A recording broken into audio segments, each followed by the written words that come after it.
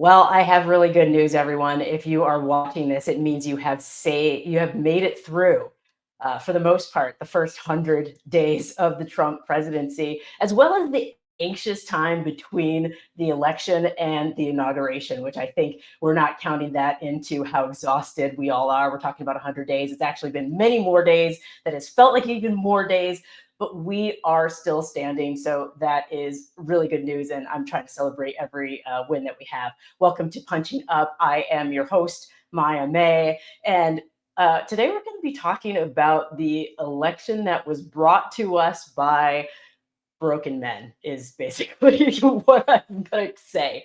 The manosphere. We've talked about it quite a bit, but today we have a guest that I'm incredibly excited about, Cynthia Idriss Miller. She is an expert on all things misogyny, extremism, far right nationalism. And I've spoken to her in the past, and I always tell her every time something about the manosphere that it comes up, I think about her and I'm like, what would Cynthia think about this Andrew Tate situation? And so I'm glad that she is here today so that we can actually talk about it, everything that's happening right now, and more importantly, what we can do to fix it, because we are in a situation right now where the manosphere seems to control a lot of what is happening in our culture, in our politics. And so if we can't find solutions, we're gonna have extensive problems going into the future. So without further ado, I want to bring her on in. Cynthia Miller-Idriss, hi, welcome to the show. Welcome to Punching Up. Thanks, Maya. Great to be here again. Thanks for having me. Yeah, I wish this problem could be solved and you would get to relax on a beach somewhere instead of having to do this work. That sounds great. Can you solve it? Yeah, exactly. We'll solve this by the end of the show. This is what I tell everybody. We're going to solve every show. We solve serious problems. The name of your institute, it's called Peril. Can you talk a little bit about what Peril does and what you're hoping to achieve? Yeah. So Peril is called the Polarization and Extremism Research and Innovation Labs, and we call it Peril for short, the acronym. We design and test all kinds of tools for communities to recognize and reject harmful online content. So propaganda, conspiracy theories, supremacist ideas, misogyny.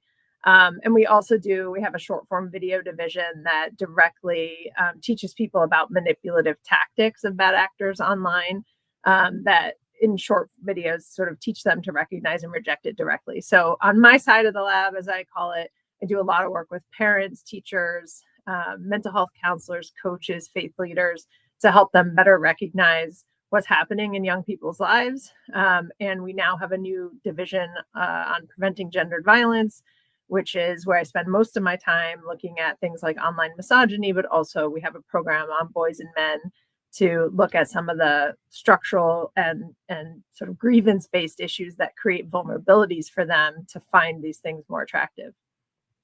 So you are immersed in it, but like not just the research of it, you're actually working with students. We were talking earlier that you work with high school students. What are you seeing these days?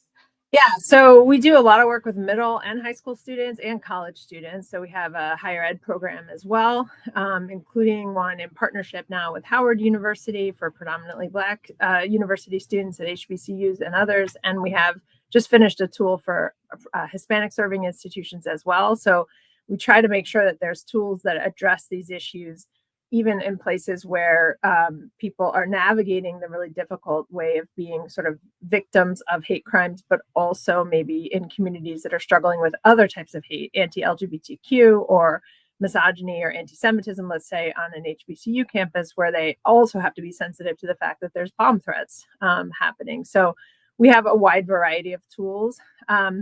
And one of the things I do is go in and talk to high schools, college populations, and sometimes middle schools, both about social media harms and about what algorithms do and how they feed content to them. I mean, so not just me, other folks in the lab do too, but I was in 2 high schools last week in Colorado, for example, and earlier this year in one in Pennsylvania.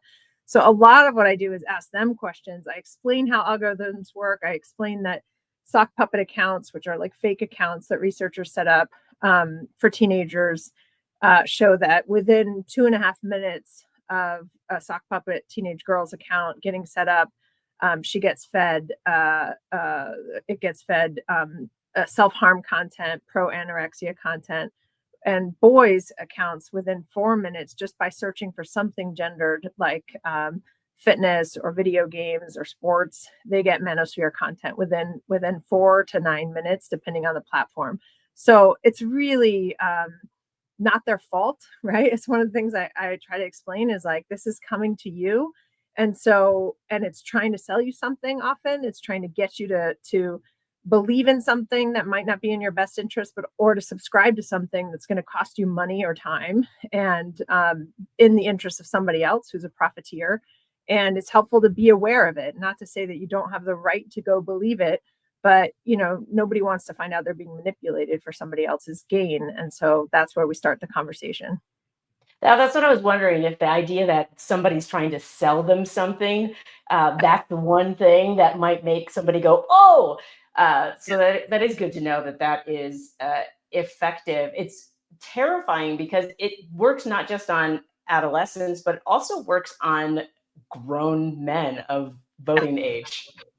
Yeah, absolutely. I mean, and part of it is like one of the things I think you have to start with is the fact that men and boys do have very real grievances at the current moment if you look at the data. So the data shows that, men have 3/4 of the deaths of despair in the US, which is suicides, alcohol fueled or drug related overdoses. They now have like 40% of college graduation rates. They have declining labor market participation, but also they have really high levels of loneliness, depression, anxiety, even worse than girls. And girls have it, as well among teenagers. And they have, 50% of American men right now, 50% say their online lives are more rewarding than their offline lives. 25% of American men under 30 say they don't have a single friend. So when you look at those types of facts and data, you can sort of see why men might be attracted to someone like Andrew Tate, who opens every video saying men are suffering and I'm the only one who will talk about it, right? And so when you have that kind of framing and people feel disregarded or as if they don't matter, it becomes easier to persuade them that there's a scapegoat out there to blame. And so it doesn't excuse it, but it sort of explains it. And I think one of the things we try to argue and to show people is that, instead of asking for structural solutions or policy solutions or resources maybe to address some of these issues, it's becomes really easy to scapegoat minorities, women, feminists, whomever it is to blame for supposedly taking your spot or making things worse for you. And so I think that's one of the things we try to point out to boys and men is like, this is, it's a framing that creates vulnerability for you, and just be aware of it.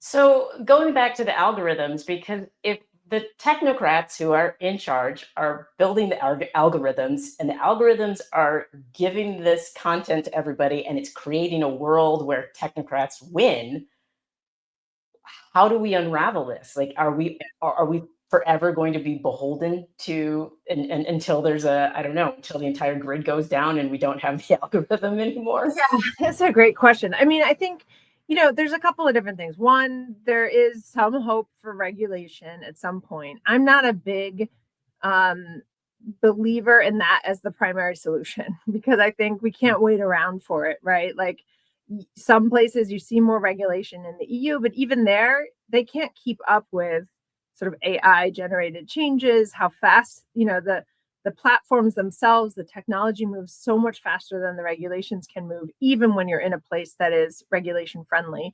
And when you're in a place like the US, where there's not going to be a regulation friendly context in the foreseeable future, we have, even less hope that regulation is going to help. I do think we have some AI advantages around things like content moderation now, that you can get content moderated out faster because of artificial intelligence. And that also protects the human content moderators who have been doing so much of this harmful work, often in places overseas where we've exported our harmful content moderation practices so that people in the Philippines have had to be suffering trauma from looking at these awful videos and deciding, what goes through. So the more that AI can do on that type of front, the better. So yeah, I think, a lot of people want to know about moderation and the regulations that could come and the accountability of the platforms and what they should be held responsible for. But, I'll give you just one example before we go on, which is one of the things that happened in a high school that I was in this spring. Is it happened sort of first week of March, end of February. And we were talking about algorithms, and one of the students said, "Oh, you mean like what happened on February 26th? When all this violent content came across our feeds on Instagram." And they were describing all the kids had seen it, and they all described this context in which they saw a constant, steady stream of horrific, violent content, live suicides, murders, animal abuse, child abuse. I mean, just awful stuff. And I looked it up, and sure enough, Meta had issued an apology like the next day that said there was an error in the algorithm that led some users' feeds to have some violent content, but that was it. Like, there was a little bit of media coverage, and that was it. And then after about 24 hours, they said it went back to normal. So there was some error that led a bunch of people, kids in particular, to have, it seems, more violent content. So I've asked in other high schools, and sure enough, other high school kids say, yes, they also saw it. Some of my college students said they'd seen it as well. But adults were really unaware of it in those contexts. And I think, yeah, I was going to say, I've literally not heard of this, and I'm ready to run to the other room. Know that if you Google it, you can find like the Reuters coverage, the CNN coverage of the apology that Meta made for the February 26th harms. But they were sort of like, look, one of the kids told me last week, on that day the violence was up here, but normally it's like down here, so it's not like it just was like they always see stuff like that, but that day they saw a lot more of it. And most of them did not, the vast majority of them said they had not told an adult about it for a variety of reasons, ranging from, they weren't supposed to have their phones out in school, to somebody thought it was their fault that it was on their feed, so it must be their algorithm. Like, what did I hover over? And felt kind of shame that, they'd seen a live suicide on their feed, and like that must have been. So, that kind of, and sorry for all the nasty content here, but like that type of disconnect between kids seeing that type of content, reporting that they feel numb or, apathetic, or they just get used to it, or don't, forget that you can report it. And adults who care a lot about it, but just weren't aware, I think, is one of the biggest things to worry about. And so for me, yes, I want the platforms to fix these problems, but I also don't feel like we can wait for that. We have to do as much education as we can for communities to be more aware of what those kids' online worlds are really like, even in the most unusual days, but also on the ordinary days. Well, I think the thing that is worrisome to me is that the online sphere dominates most of our lives, and yet we only spend a few minutes ever, and usually only when there's something extreme happens, do we spend a few minutes talking about how to fix it. Like, it seems very much like it's relegated to the realm of scholars, people like yourself, but this feels like something that should be a massive problem that we're addressing from a cultural perspective every single day. Like, my kid spends hours on the internet. I know, totally. I mean, I think one of the problems we have in this country is that there's this misperception that the kind of work that we do, right, on media and digital literacy is somehow censorship, right? Like, I don't want censorship any more than anybody else wants it. We're not trying to tell people what to think. We're trying to help people be more skeptical of the content that comes across their feeds, so they are less likely to be taken advantage of by bad actors, and to be aware, for example, that you can reset your algorithms on platforms as often as you want to, right? So you can, it's like clearing the cookie cache, on your browser. Hold on. Yes. We can reset our, I did not know this at all. Hey, your everyone, algorithm, right? you can reset it anytime you want to. Had no idea. So you can go reset your algorithm. So one of the things we talk to kids is like, not every platform and not the same way, but on the major platforms, yes, you can now reset your algorithms. And so it's like clearing cookies, so that you're not fed the same like shopping videos that like your teenager was watching on your shared Netflix account or whatever. You can sort of reset things. And so you can make sure that, and because it comes to you so fast, you have to do that often, but it's some of that is like basic kind of internet hygiene, but also then media literacy to understand what a manipulative tactic looks like when someone's trying to get you to sign up for something or subscribe to something. Or so we had a middle school student tell us, for example, that he was seeing these animal abuse videos that had text laid over them that said, if you scroll past this, you hate your parents. If you like it, you love your dad, and it's trying to manipulate younger kids into liking something so that they get more their metrics go up for advertising dollars, etc. And the kid says, I know what's happening, I know I'm not supposed to like it, but I kind of hover over it because I feel bad that I might be hating my dad or something. And then he gets more of them, right? And so he keeps getting these awful videos. So it's like that kind of stuff, profiteers that are trying to get their engagement metrics up. They're trying to get better position for advertising or to monetize what they're doing on their accounts. And they're using kids and their kids kind of malleability to try to profit off of. And I think that we can educate people about in ways that help kids and help adults better understand how to avoid those things. Well, yeah, and it sounds like just how we want our kids to clean their rooms, we Yeah. probably should have like once a week, hey, I need you to reset your I algorithm. love that idea. That's a great idea, right? Like a little prompt to like fold your laundry, clean your algorithms out, right? That's a Right? great Like idea. all of us, because I think Yeah. it's easy, especially right now, for us to end up in a doom scroll Yeah. algorithm where we're not hearing anything about the solutions, and it's all problem, problem, problem. And that's enough to depress anybody. And once we Yeah. lose hope, then yeah. No, exactly. And that's, one of the things I say is like, yeah, I spend a lot of time we spend in the lab that I run all day talking about harmful content online. Like that is what we do. And so, when you say like we don't spend enough time, I'm like, we spend a ton of time, but you're right, we're isolated. And we talk about it to think, how can we create the most updated, better, the best tools? And then we test them. So we have evidence. So I always say, like, I work in the most optimistic side of that field, of the bad content field, which is how can we, in 7 minutes now on average of reading our PDF guide for parents, they get better at recognizing harmful online content and they feel more confident that they can intervene. So that's not so bad, 7 minutes, right? It doesn't take that long. Other people, it takes like 12 minutes, but parents do it really fast.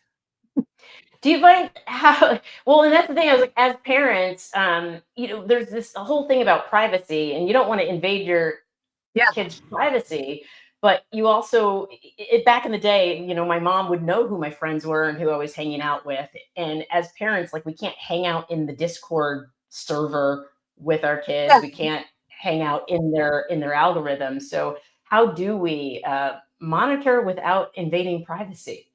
Yeah. So one of the interesting things, so we've been studying parents for a year, 1,500 of them after they read our first PDF guide. And one of the things we find is that parents, the number one place where they end up talking to kids about this is in the car. And so like if you're driving someplace in a carpool, and it's not always even their own kid, right? Like they're driving a group of kids to soccer practice, you overhear something, you listen, and they're talking about a meme or they make a joke or they say something that's inappropriate. And it's an opportunity to kind of have a conversation. And one of the things we urge parents to do is not react with shame. That can be really hard for parents, but to react with curiosity. And so it's actually one of the reasons why grandparents are a great interlocutor on this, because they can ask things like, what is a meme anyway? Right. And then they you start kind of conversations about it. But I think parents, are better equipped to recognize changes in their kids than we often give parents credit for. Like you just don't always know what the change is, right? So like something is a little bit off. You're hearing your kid. Maybe like I had a friend say all of a sudden her kid said, all women are gold diggers anyway, right? At the table, right? She's like, what? Where did you, right? Like, right, where did that come from? Like that's just out of, and so like that opened up a conversation about like where he had heard that, where he was hearing that, and also like opened up a way to have a conversation about how it wasn't true, right? But like through curiosity and conversations that are rooted in like maybe more empathetic approaches to what led you to say that. But he wasn't even thinking about it. I had another journalist who, in the middle of an interview, said he had heard his 15-year-old in the kitchen with a friend. And I won't repeat what he said, but putting a pizza in the oven, said something about the Holocaust and, frozen pizza in the oven. And when he asked his son was like, "Oh, Dad, it's a meme. It's a joke. Everybody says it." Like he had so divorced himself from the meaning of this horrific thing he said about the frozen pizza in an oven that he just had not realized that it was offensive anymore. And so, but they then had a conversation about the Holocaust and he sort of realized what he had said, but it just was so desensitized, so dehumanized through the jokes that had been circulating in his group that he hadn't captured that. So I think parents can overhear stuff that signals not that your kid is like radicalized or something, but that your kid is exposed to things online that warrant maybe a little bit of a conversation. And I want to talk about the dehumanization of aspect because that is what's going to have so much of an effect on our elections, and I think had an effect on this election. The dehumanization of other people, of immigrants, just this kind of callous behavior towards people that are, are suddenly cast aside or thought to be beneath everybody else. Do you find that that's what you're seeing more in the young men versus the women who are being exposed to like self-harm content? Because it's to me, it's like this crazy divide. Yes, And right. and people I ask mean, like, why are the boys sad? And like, why are and I'm like, well, they're being pushed apart by these algorithms. yeah. In a lot of ways, like both boys and girls are seeing a lot of violent and harmful content that is directed toward girls, right? So like the girls are getting content that's self-harm toward themselves, right? Primarily like self-harm, cutting, and pro anorexia, pro ana content. And the boys are getting harmful content that's directed toward girls and women, right? Also. And so like there's this awful way in which that amplifies in both cases some of the impact of that, of the narratives about harm and who's to blame or who should be or could be harmed. So yeah, we're seeing, we're seeing polarization on the political front between Gen Z boys or men and women. Gen Z men are now have lower levels of support for feminism or women's equality than millennials, and I think it's less than Gen X and around a little bit higher than boomers. But Gen Z women are the most likely to support feminism and women's equality of all four of those generations of women. So Gen Z men and women have the biggest gap. Like they're moving further and further apart from each other. And that's affecting political outcomes, but it's also affecting kind of relationships across men and women in Gen Z. And so that's going to have repercussions for some time to come. So it's not just violent content, it's also like content that sort of harkens back to some golden era that says, men should be in charge and women should be submissive and supportive, and or that says worse, things like that women's rights should be removed. There should be one household, one vote, and advocates for taking away women's rights to civic participation, but also, of course, reproductive rights and others. Well, and the fact that young men are believing these things and then don't understand why young women might not want to date them. And Right. then the government also is like, hey, we want more babies. And I'm like, well, Right. you're going to get more babies if you're making everybody hate everybody. Yeah. I mean, one of the things that young women keep asking me when I give talks now is like, how should we talk to our peers who are men about this? Because they're feeling that divide growing both on the dating scene, but also even in the workplace and among their peer groups in frustrating ways. And so I do think there's a lot to think about in terms of just generational cohesion, right? Or social and community cohesion. And what does that look like? But it also is like, how much does that further divide these grievance narratives, whether they're real or perceived, that have been making men more vulnerable to these influencers online in the manosphere and elsewhere that scapegoat everybody else for the problems of men, and that becomes like more persuasive, and it's seductive because it starts often very in ways that are kind of like starting with a self-help search, that can provide really helpful information, like about how to, start a fitness plan, or, getting your life together or whatever, but then very quickly can lead you through recommendations to people who are promoting really false claims about testosterone, or saying that you have to, have surgery to strengthen your jaw, or get shin lengthening surgery to be taller in order to be sexually successful or successful in the dating market. And then also like saying harmful things about women in terms of their, like, what they call the sexual market value in the manosphere, or hitting the wall at a certain age. I mean, these are phrases that get used that create this kind of consumerist almost mentality that objectifies and can dehumanize women and others. Well, yeah, and the self-help industry and the development, all those blogs, it seems like they go from self-help to othering and harming others. It's like almost like super fast, right? Accountability for what one is lacking. It's like, oh no, we're just going to feel better. We're not going to do the work. We're actually just going to feel better by putting other people down, which it seems to be the thing that is stickier and easier to monetize, which is I think the thing that's easy to monetize is the performance of outrage. And so one of the things you see is like this like performance component to it, where there's an on-camera character almost in a lot of these guys that is playing at salacious performance of outrage that people stay engaged to listen to for whatever reason. That's one of the harmful things about these online algorithms and platforms, is that the same way that like true crime is super popular, like whatever the salaciousness of and the outrage attracts people's attention more than the reasoned conversation or the gray area discussions. And so that keeps people subscribed. And once you have these guys making their living off of the subscriptions, then they have to stick with it, and so they have to keep saying ever more outrageous things to keep people feeling like, hey, somebody's now saying the truth. And it's a slippery slope, right? So I think that you can get very easily, I think, start to see that as normal. That's that normalization of things that then become the dehumanization or the desensitization to violence, right? To feeling numb or apathetic.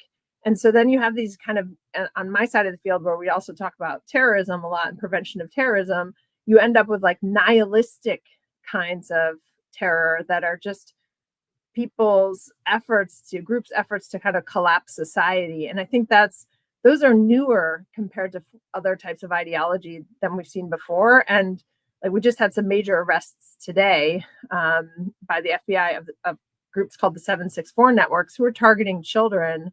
And these are nihilistic, they're really just doing awful things that I won't go into here, that are trying to just kind of be nihilistic about the use of violence and harm and think it's funny. I mean, it's terrifying. And I'm like, I also haven't heard of this group, so now I will have to sorry to introduce Google that. Well, but today, 2 major arrests, so it was good that it is getting taken down. Okay, that is good news, because this idea of it's happening. We talked about it earlier. It's like snowballing, and it doesn't seem like there's a coordinated understanding of who is supposed to fix it. And I bring this up because Scott Galloway made a post today, which a lot of people had a lot of thoughts, myself included. If we could pull up the slides, the masculinity crisis, boys are falling behind, and nobody wants to talk about it. Right. I don't necessarily think that's the case. And I would love to, so we see the data, right? 1 in 3 men under 30 has never had a girlfriend. Boys from fatherless homes are 300% more likely to carry weapons or drugs. I want to look at that next slide. Yeah, thanks, Sam. What's causing this? Fewer male teachers, mentors, more boys raised in single mother homes. And then So I'm really curious what your thoughts are on what's causing this, because and of course this takeaway, masculinity being rooted in responsibility, character, and strength. I also think femininity can be rooted in responsibility, character, and strength. Like, are these things that are gender specific? Yeah, exactly. I mean, I think one of the things we need to talk about is like having a more holistic understanding of human traits and characteristics. And so rather than saying these things have to be, we need a better masculinity, we need to open up.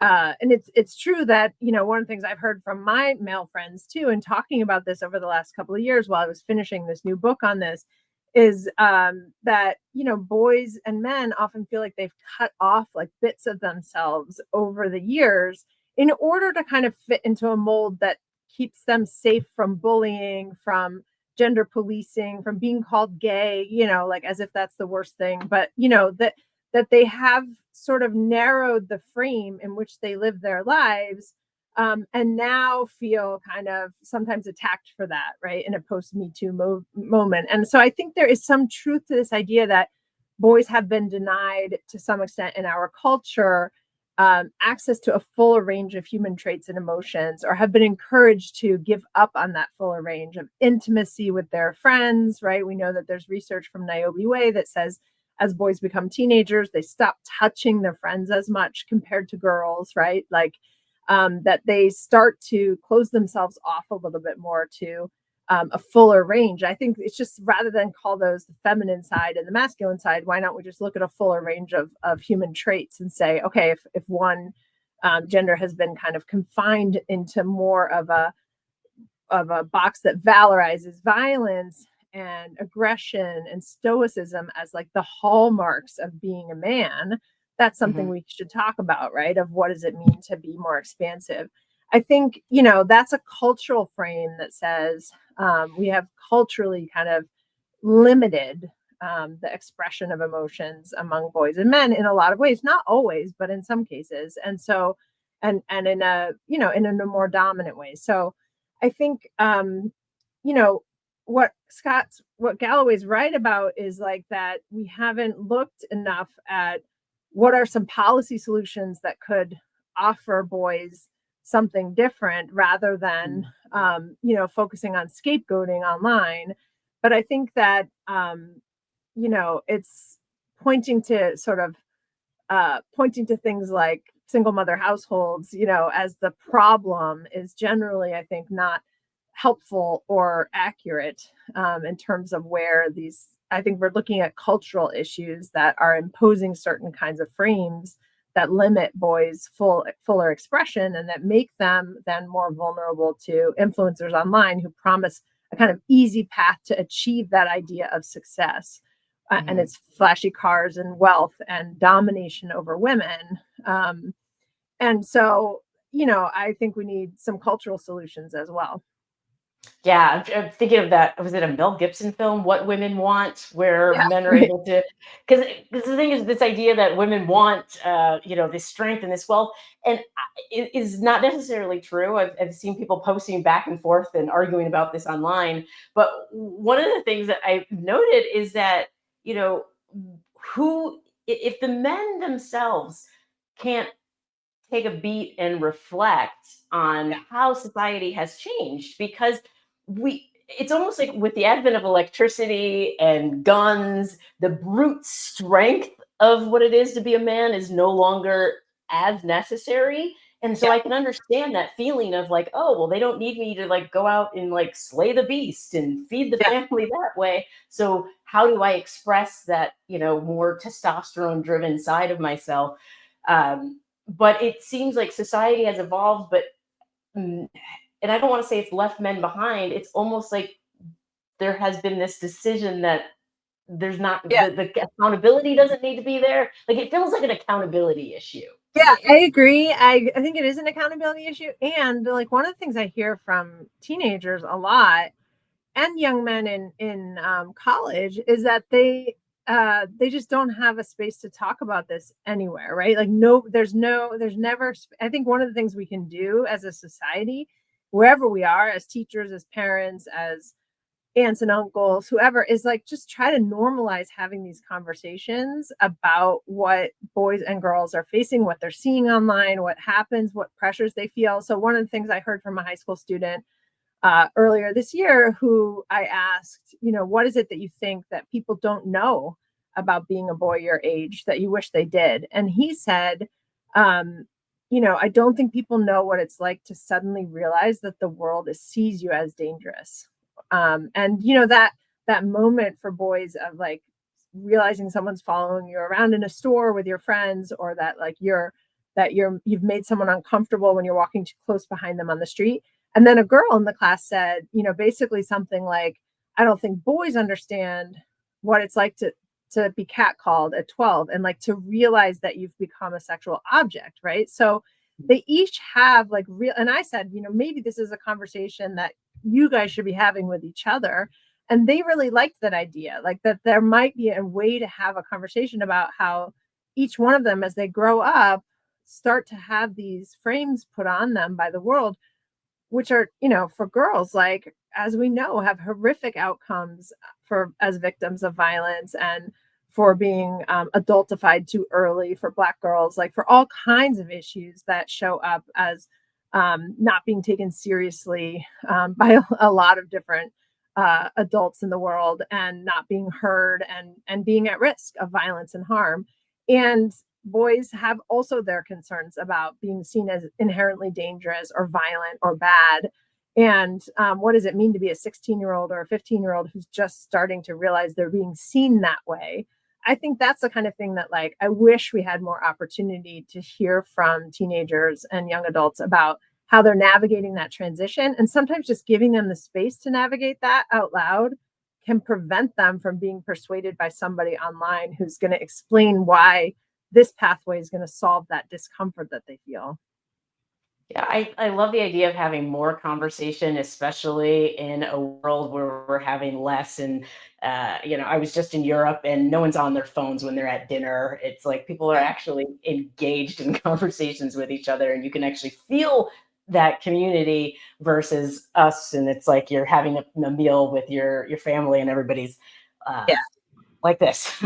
Yeah. And Right.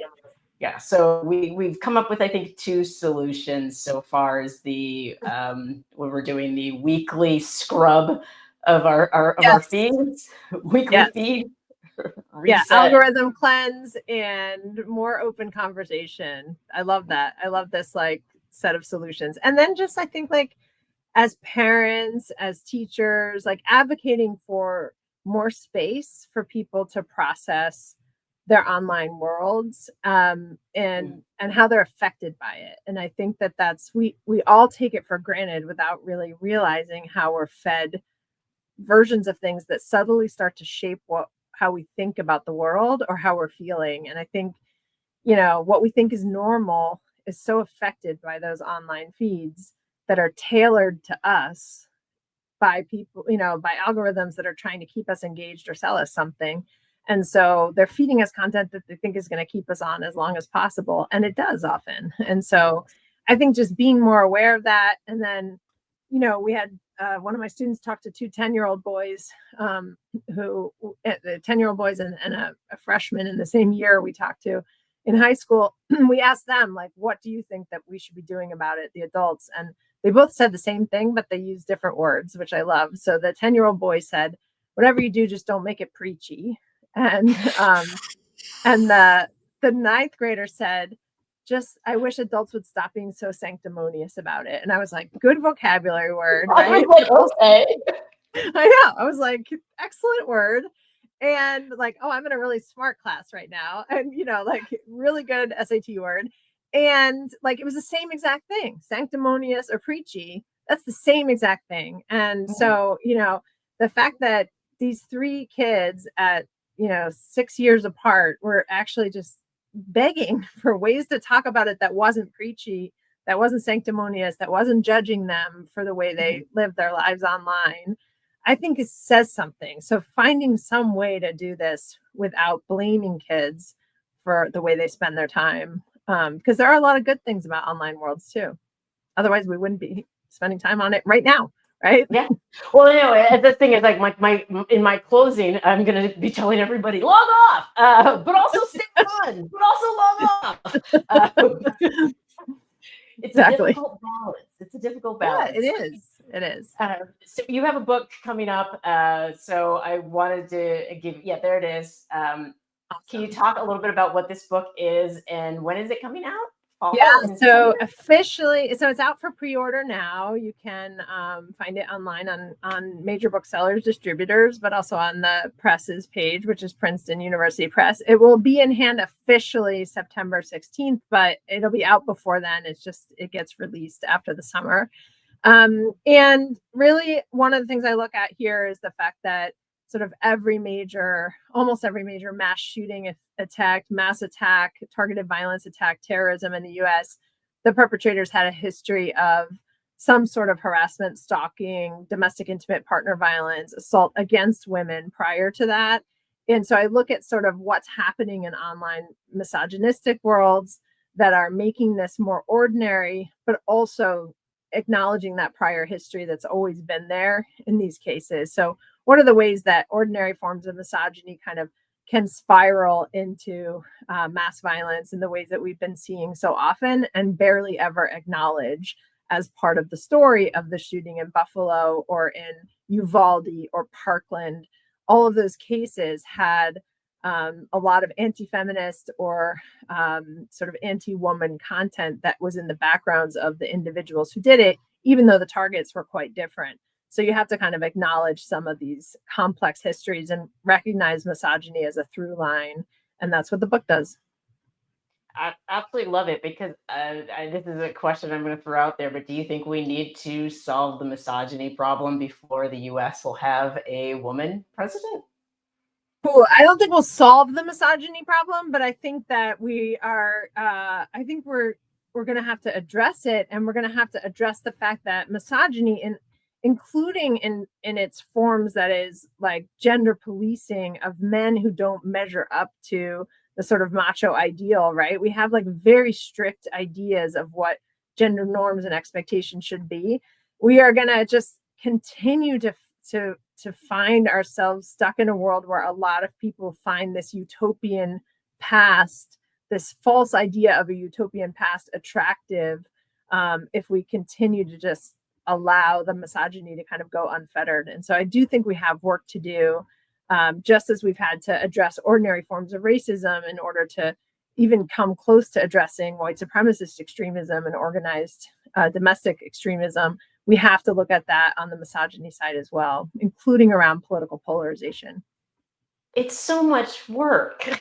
It is. It is, but we don't have to do it alone. I mean, that's like, I don't think that like people should be exhausted by the burden of it, and knowing that there are labs like mine. I mean, we have 27 people. We just are hiring like 6 more this summer who just sit around trying to think like, how can we design tools to help communities be better equipped to do this? And they're all free. So, people can go to www.perilresearch.com, and they're free tools. Like, we get funders to pay for them, and then we make them free to the public after we test them and make sure that they're effective. So, if you're a parent or a caregiver or a faith leader or a soccer coach, there's like a tool for you there that can help you be better equipped. And it doesn't have to be like a weekend workshop that exhausts you and drains you. It can be something you like read while you drink a cup of coffee in the morning. I absolutely love tools. So perilresearch.com, everybody, I'm going to head there. I will post about it later so that everybody can find that link. Cynthia Miller-Idriss, thank you so much for being on Punching Up. This has been very so much, Maya. Yeah, informative, educational, actionable. This is everything that we're looking for. So I appreciate it. Everybody go out and pre-order the book. Thank you. Hopefully when we check back in, we can say that everything has been solved. That it's a part of history. That's the goal. We'll all be on the beach, just chilling. Exactly. Make this history and we can move on. So awesome. Thanks, Cynthia. Thanks, Maya. Take care. Well, guys, all right. I just want to say something really quickly. I think it is on all of us as a society to come together and understand that misogyny hurts everyone. Like everything that we're seeing right now, the massive destruction that is being brought upon us by the Trump administration is in large part due to this hyper masculine energy that feels the need to like make it so that we all have to conform and fit into a specific type of human. And it's like, no, we just want to be. If people could just be, we wouldn't feel the need to buy 1,000 things that are being sold to us via these algorithms. And so rage is one hell of a drug. And we all know this, and they all know this. And so they're using this rage to keep us online, to keep us angry at each other. And so we have to pause. I'm going to need people to do like 10 deep breaths before we hit click on the thing that is enraging us, or before we post an angry comment, and think about the fact that only through communicating our needs truly are we going to get somewhere. In order to be able to communicate our needs, we have to know what those needs are, which means we have to reflect. And I think that's what's missing in a lot of our relationships right now, is we're not having the ability to reflect on how vulnerable a lot of us are feeling living in this world that is completely chaotic right now, and is not built to support us in our growth, in our dreams, but is instead kind of like wreaking havoc on our whole nervous system. And so I want everybody to just take a pause, a breath, take some deep breaths, and reflect on what it is that you need to thrive. And then talk to your friends and family about that. And then talk to your elected officials about that. And maybe we can build a world where we can all just be. And that includes men, women, and everybody along the spectrum. So thank you so much for tuning in to Punching Up. I am your host, Maya May, and I am going to be posting the Peril research stuff online, so you can access that as well. And be sure to tune into all the other Lincoln Square Media shows, and I will see you next week.